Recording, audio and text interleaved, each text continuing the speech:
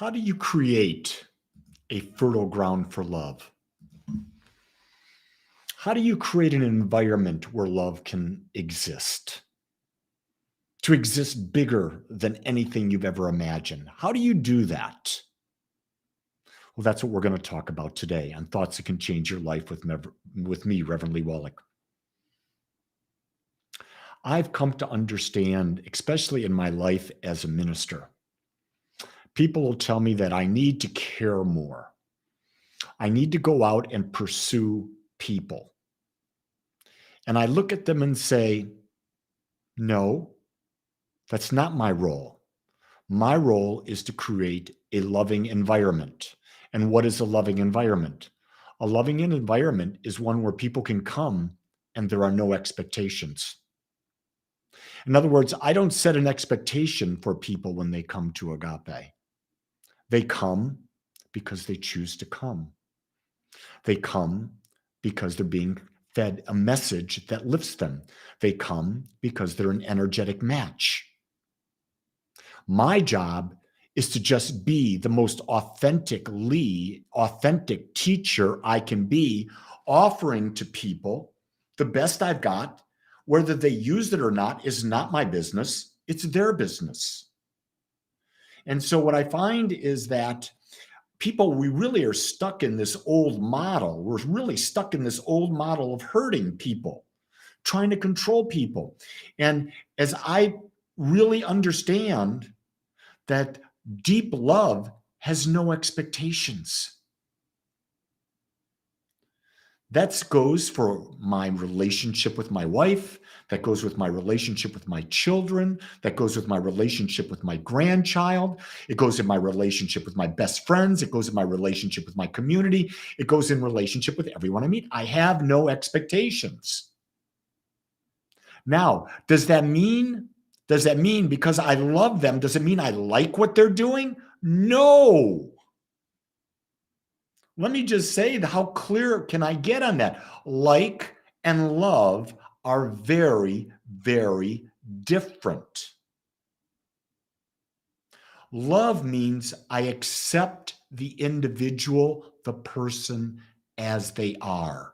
I do not try to change them. I see both sides of that individual. Like means, the energy that they are, the mental atmosphere they are, the frequency they are is similar to where I'm at.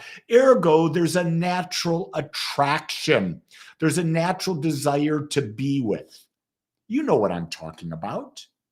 The people that are out there that know me, Debbie's out there. Debbie, would you come to Agape if you didn't like me?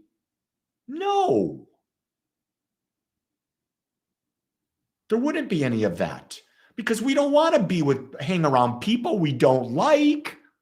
Why would you hang around someone you don't like? I don't know. That's a really good question you can ask yourself. I certainly don't know your answer. I'll give you my answer.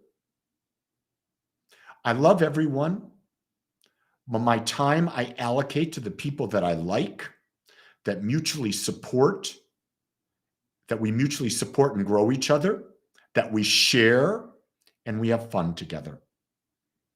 That's why I hang with people. Support, growth, share, fun. That allows me to experience life deeper.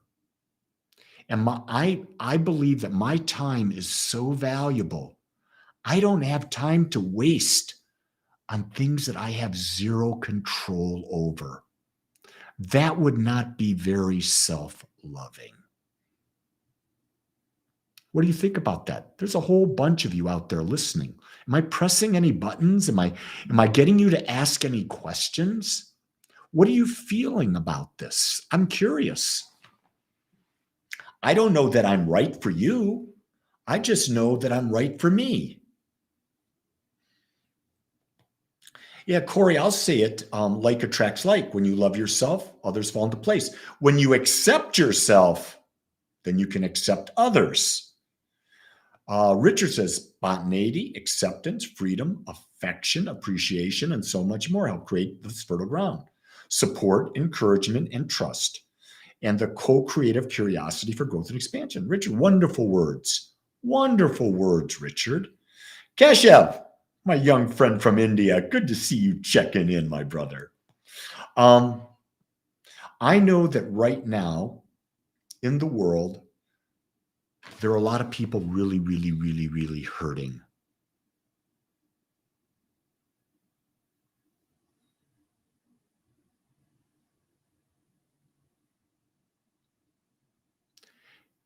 And they're looking for a safe place. I'm now all of a sudden, I don't know, I guess I'm open to it, but people are in really dire emotional states and I haven't seen them in several years. Well, they're contacting now.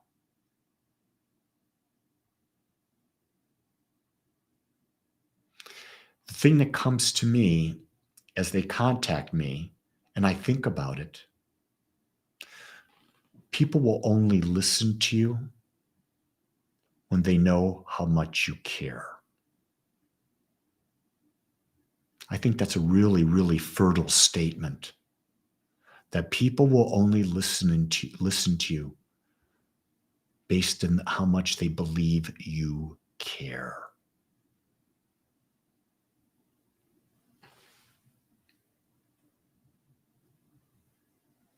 Corey says to share one's truth is priceless.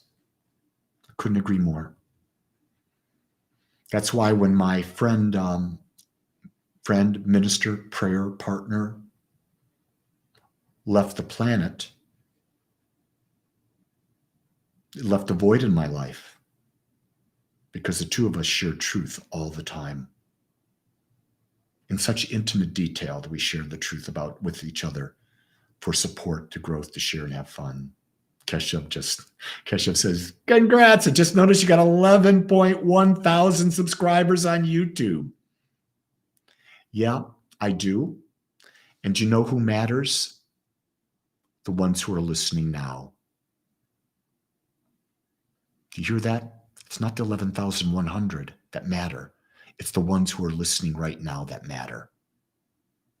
That's the key thing to understand. Don't worry about the people who aren't listening to you. Worry about the ones, don't even worry, but really be focused on the ones that are listening. I can't say your name, Urso. I don't know how to pronounce that. From my American upbringing, I know there's a way to pronounce it. I just don't know. But I want to thank you for what you just said. And these, I'm going to use a different word than you used about these are hard times. These are times that are the most challenging times, that are causing us to understand, do we have our foundation in place so that we can deal with these hard times? Have we built our life on a foundation? It's like if you go to San Francisco, what they do in San Francisco is when they're building new buildings, they're building on a technology that moves and shifts so that if there's an earthquake, the building moves with the earthquake and it doesn't crumble. Well, that's the same thing for us humans, is we have to build ourselves on a foundation that when things get challenging, we don't crumble, but we have things within that we can turn to that lift us as we move through the experience. That's what my talk is on Sunday, this coming Sunday. My talk is about that. How do you build a love ritual each and every morning? How do you center yourself in love each and every morning?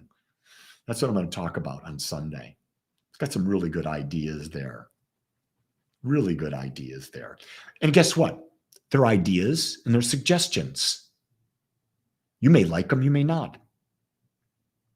Know that I am not attached to what you do.